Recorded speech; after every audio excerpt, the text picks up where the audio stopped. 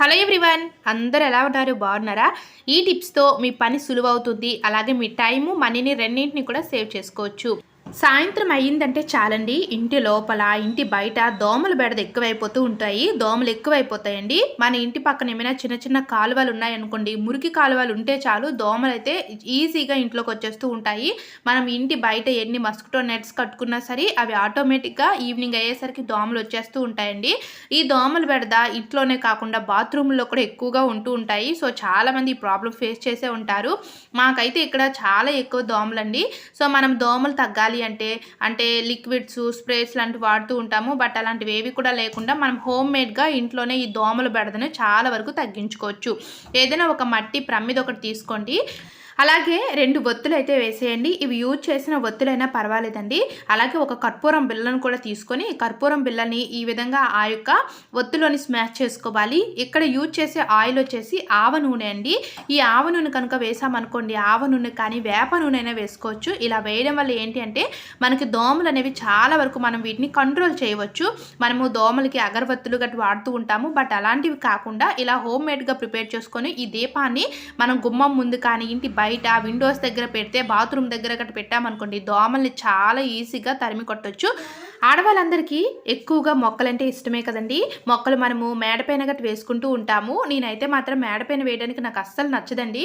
ఎందుకంటే వాటర్ పట్టుకొని వేయాలి. వాటర్ వేయకపోయామనుకోండి, కరెక్ట్ టైంకి వాటర్ వేయకపోతే అవి చాలా త్వరగా చచ్చిపోతాయి.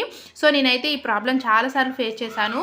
అంటే గులాబీ మొక్కలు అన్నింటినీ కూడా నేను ఎక్కువగా మేడపైన వేసేదాన్ని. బట్ ఒక 5 డేస్ అలాగా ఊరు వెళ్ళామనుకోండి, అవి వాడిపోయి ఇంకా వాటర్ వేసే వాళ్ళు ఎవరూ లేక పోయేవి. సో అందుకోసం నేనైతే మాత్రం ఇలా బాల్కనీలోనే మనకి ఏంటి అంటే ట్యాప్స్ దగ్గర గట్ట, అంటే బయట మనకి ఓపెన్ ప్లేస్ ఉంటుంది కదా, సో ఇలా ఓపెన్ ప్లేస్లో కూడా మనం మొక్కలు వేసుకోవచ్చండి.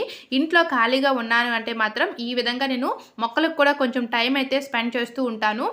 ఇంకా అంటే ఈ బాల్కనీలో కూడా అప్పుడు ఎక్కువగానే మొక్కలు ఉండేవి, ఇంకా అలా చనిపోయినాయి అన్నమాట. సో ఇంకా ఈ ఖాళీ కుండీలు ఉన్నాయి కదా, వీటిని ఊరికి అలా చాలా రోజుల నుంచి చూసి నాకు కూడా బోర్ కొట్టేసింది. ఇంక ఈరోజు ఎలానా ఖాళీగా ఉన్నాను కదా అని ఇంకా పైన మట్టి అయితే ఉందండి. సో పైన ఎక్కువ మొక్కలు వేసా అన్నాం కదా, మట్టి అయితే ఎరువు ఎక్కువగానే ఉంది. ఆ మట్టి అంతా కూడా ఇలా బకెట్లో తెచ్చేసుకొని ఈ విధంగా అయితే కనకాంబరాల మొక్కలు ఉంటాయి కదా, సో ఇలా 2 కనకాంబరాల మొక్కల్ని రెడ్ కలర్ అండి ఇలా అయితే కుండీలో వేసుకున్నాను.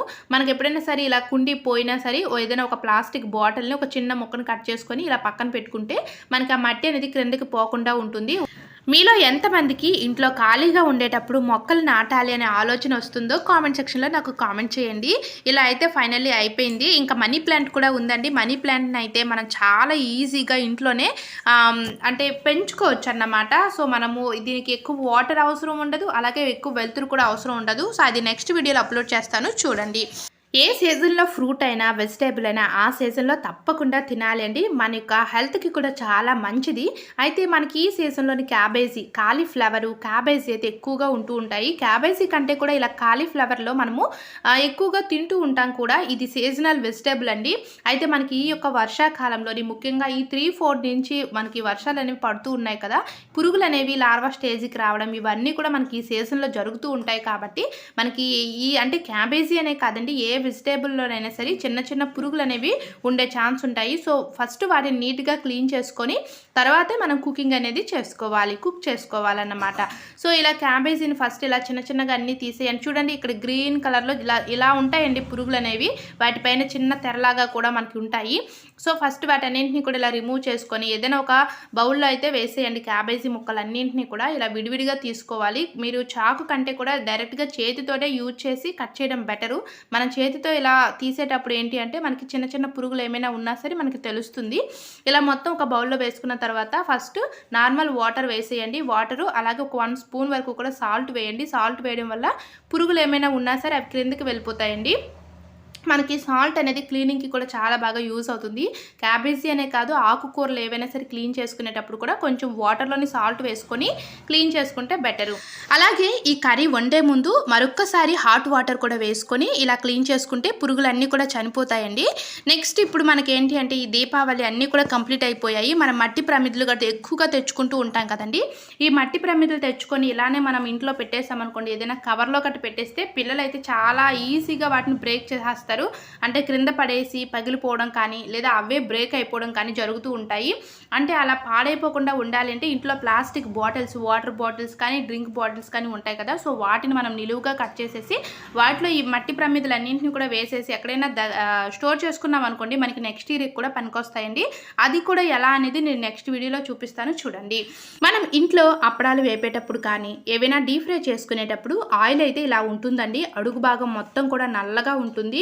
నెక్స్ట్ మనం ఇందులో కర్రీ ఏదైనా వండాలనుకోండి, ఈ కళాయిలో కర్రీ ఏది వండినా సరే అది అంత టేస్ట్గా ఉండదు, మరి అంత కలర్ఫుల్గా ఉండదు, అసలు ఏం బాగోదండి. ఎప్పుడైనా సరే మనము ఇలా డీప్ ఫ్రై చేసిన ఆయిల్ని అలానే ఉంచేసి పక్కన పెట్టేసినా సరే మళ్ళీ దీన్ని ఎప్పుడో మళ్ళీ మనము వంటకి యూజ్ చేసినా సరే హెల్త్ ఇష్యూస్ వచ్చే ఛాన్సెస్ ఉంటాయి, హార్ట్ ప్రాబ్లమ్స్ వచ్చే ఛాన్సెస్ ఉంటాయి. కాబట్టి మనం ఎప్పుడైనా డీప్ ఫ్రై చేసిన ఆయిల్ ఉంటుంది కదా, సో మీరు అందులో అంటే పకోడీలు కానీ సో ఏదైనా వడియాలు వేపినా సరే మనకి క్రింద భాగాన అడుగు భాగాన ఇలా డస్ట్ అనేది మొత్తం కూడా ఇలా పేరుకుపోయి ఉంటుంది కదా, సో దీన్ని మనం ఇలా రిమూవ్ చేసుకోవచ్చు. ఫస్ట్ ఏదైనా ఒక బౌల్ కానీ ఏదైనా ఒక బాటిల్ కానీ తీసుకొని టీ ఫిల్టర్ ఉంటుంది కదా, సో టీ ఫిల్టర్లోని కాటన్ ఉంటుంది కదండి, సో మనము ఇలా కాటన్ దేవునికి ఒత్తులు చేస్తూ ఉంటాం కదా, ఆ కాటన్ ఇలా కొంచెం తీసుకొని ఆ కాటన్ని ఈ విధంగా టీ ఫిల్టర్లో వేసుకున్న తర్వాత మనం ఇలా డీప్ ఫ్రై చేసుకున్న ఆయిల్ మొత్తాన్ని కూడా ఇలా ఫిల్టర్ చేసుకోవాలి. సో ఇలా ఫిల్టర్ చేయడం వల్ల ఏంటి అంటే మనకి డస్ట్ ఉంటుంది కదా, సో ఆ అడుగు భాగాన ఉన్న చెత్త కానీ సో ఏమైనా చిన్న చిన్న కణికలు లాంటివి ఉంటాయి, అవన్నీ కూడా మనకి ఈ యొక్క ఫిల్టర్లోనే ఉండిపోతాయి. అంటే మనకి ఆ దూది ఉంటుంది కదా, సో ఆ కాటన్లోనే ఉండిపోతాయి. మీరు చక్కగా ఆ కాటన్ తీసేసి డస్ట్బిన్లో పడేయవచ్చు. చూసారు కదండి, ఇలాంటి సింపుల్ అండ్ ఈజీ టిప్స్ మన ఛానల్లో చాలా వీడియోస్ ఉన్నాయి. సో తప్పకుండా చూడండి. హెల్త్ టిప్స్ కానీ బ్యూటీ టిప్స్ కానీ కిచెన్ టిప్స్ అన్నీ కూడా మన ఛానల్లో ఉన్నాయి. తప్పకుండా చూడండి. మీకు వీడియో నచ్చితే లైక్ చేయండి. సో ఫైనల్లీ చూసారు కదా, ఇలా మనం ఫిల్టర్ చేసుకునే ఈ ఆయిల్ ఉంటుంది కదండి, ఈ ఆయిల్ మళ్ళీ మీరు కర్రీ కానీ రసం కానీ ఏదైనా తాలింపు వేసుకునేటప్పుడు అదే ఆయిల్ని మీరు యూజ్ చేసుకోవచ్చు. కానీ స్టోర్ చేసుకొని ఎప్పుడో యూజ్ చేయడం కంటే కూడా వెంటనే యూజ్ చేసుకోవడమే మోర్ దెన్ బెటర్ అండి. సో వీడియో నచ్చితే లైక్ చేయండి. Thanks for watching.